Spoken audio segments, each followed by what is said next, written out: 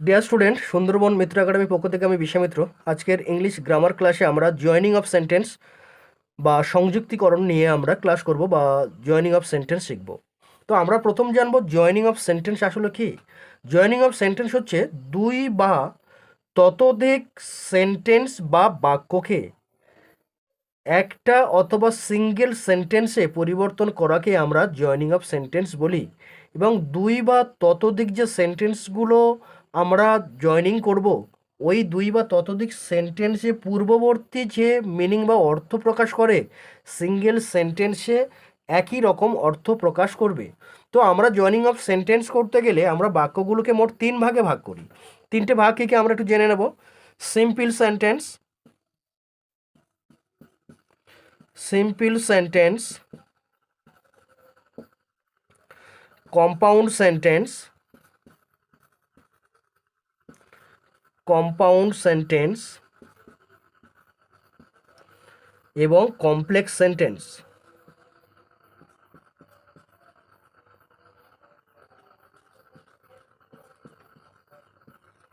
এবং complex sentence. Simple sentence বা এর বাংলা হচ্ছে সরল বাক্য।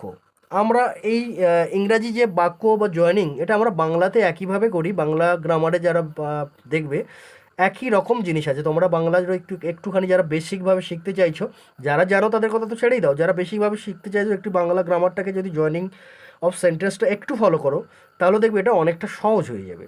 তো এখানে সরল বাক্য, সিম্পল সেন্টেন্স মানে সরল বাক্য, কম্পাউন্ড সেন্টেন্স বা যৌগিক বাক্য, কম্পাউন্ড সেন্টেন্স বা যৌগিক বাক্য এবং কমপ্লেক্স সেন্টেন্স বা জটিল বাক্য। জটিল বাক্য তো মোট এই তিনটে সেন্টেন্সে আমরা পরিবর্তন করি।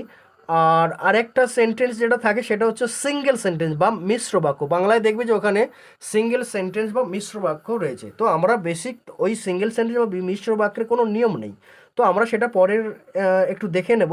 তো বিশেষ করে আমরা এখন এই যে জয়েনিংয়ের তিনটে সেন্টেন্স শিখলাম, কিন্তু পার্টলি যদি তিনটে সেন্টেন্স নিয়ে একটা ক্লাস করি, ক্লাসটা অনেক লেন্দি হয়ে যায়। তো আমি পার্টলি তিনটে ক্লাসে তিনটে সেন্টেন্সকে আমি ডিসকাস করব। তো আজকের আমি প্রথম করব জয়েনিং সিম্পল সেন্টেন্স কাকে বলে, অথবা সিম্পল সেন্টেন্স কিভাবে জয়েনিং করতে হয় আমরা জাস্ট সেটা শিখব। তো দেখো, সিম্পল সেন্টেন্স কাকে বলে।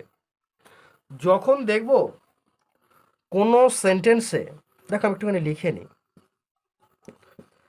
সিম্পল সেন্টেন্স, সিম্পল সেন্টেন্স যখন দেখব কোনো সেন্টেন্সে একটা ভার্ব, একটা সাবজেক্ট থাকবে প্লাস একটা ফাইনাইট ভার্ব থাকবে, ফাইনাইট ভার্ব থাকবে।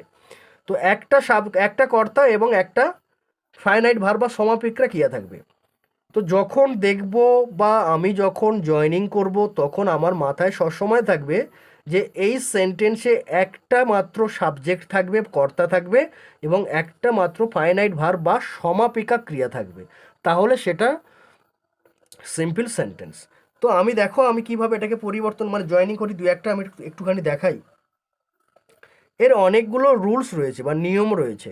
তো আমি জাস্ট আজকে বেসিকটা জানবো বা শিখবো, সেই যে রুলস বা নিয়মগুলো রয়েছে সেগুলো আমরা এর পার্ট 2 ক্লাসে আমরা শিখে নেব। তো দেখো, মনে করো এখানে আমি সেন্টেন্স লিখলাম, আই শ এ বার্ড। আমি একটা পাখি দেখেছিলাম,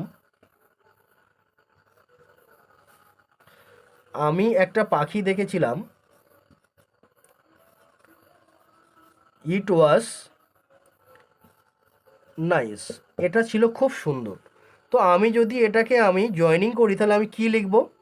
দেখো, I saw a nice but.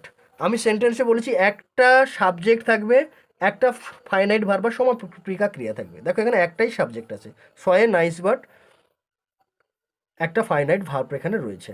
তো আমি যখন দেখছি যে একটা সাবজেক্ট, একটা ফাইনাইট ভার্ব বা সমাপিকা ক্রিয়া থাকবে, তখন তাকে আমি বলবো কি না, সেটা হচ্ছে সিম্পল সেন্টেন্স। যদি এখানে কোনো অন্য কিছু এসে যায়, ধরো কম্পাউন্ড সেন্টেন্সের রুল আলাদা, কমপ্লেক্স সেন্টেন্সের রুল আলাদা।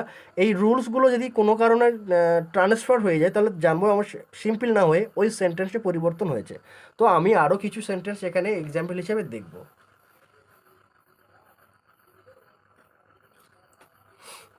দেখো,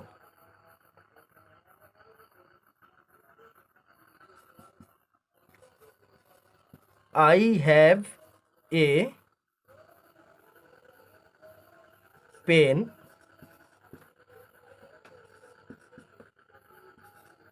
it is costly। তাহলে আমি এখানে জয়েনিংটা কি করব?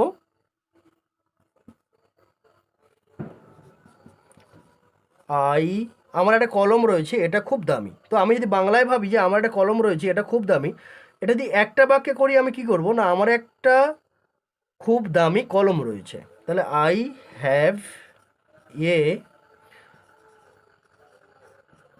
Costly pen. তো বন্ধুরা, এটা আমরা সিম্পলভাবে করলাম। এবার এর কিছু বেসিক নিয়ম রয়েছে, যেমন মনে করো এখানে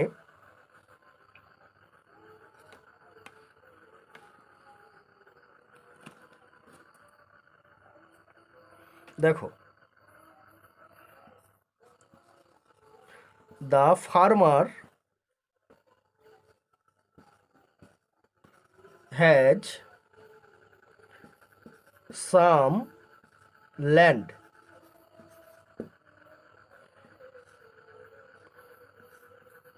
হি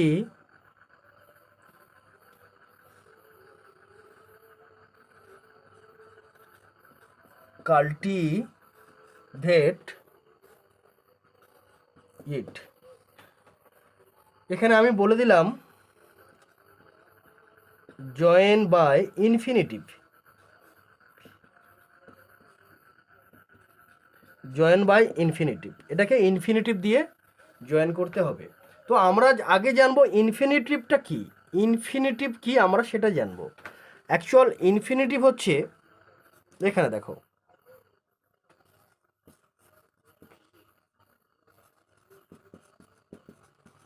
ইনফিনিটিভটা কি? ইনফিনিটিভ হচ্ছে টু প্লাস ভার্ব ওয়ান, মানে ভার্বের প্রেজেন্ট টেন্সের আগে টু বসবে বা ভার্বের আগে টু বসবে, সেটা হচ্ছে ইনফিনিটিভ। তাহলে আমি ভার্বের আগে টু বসিয়ে এই জয়েনিংটা করব। তো আমি তাহলে এখানে কি লিখব? The farmer has some land, কৃষকের কিছু জমি রয়েছে, কৃষকের কিছু জমি রয়েছে, হি কাল্টিভেট ইট। আমি এটাকে তাহলে যেহেতু জয়েন বাই ইনফিনিটিভ, আর ইনফিনিটিভ মানে হচ্ছে কি ভার্বের আগে টু, ভার্বের প্রেজেন্ট ফর্মের আগে টু, তাহলে আমি এখানে কি করব? দেখো, the farmer has some land, তাহলে কাল্টিভেট হচ্ছে এখানে, এটা হচ্ছে ভার্ব, ভার্বের প্রেজেন্ট ফর্মের আগে আমি টু বলেছি, কাল্টিভেট, সরি কাল্টিভেটের পরে এখানে একটা টি বসবে, CULTIVAT, কাল্টিভেট ইট। তো কাল্টিভেট ইট, তাই এখানে কি, the farmer has some land to cultivate, কৃষকের চাষের জন্য কিছু জমি রয়েছে, কৃষকের চাষের জন্য কিছু জমি রয়েছে।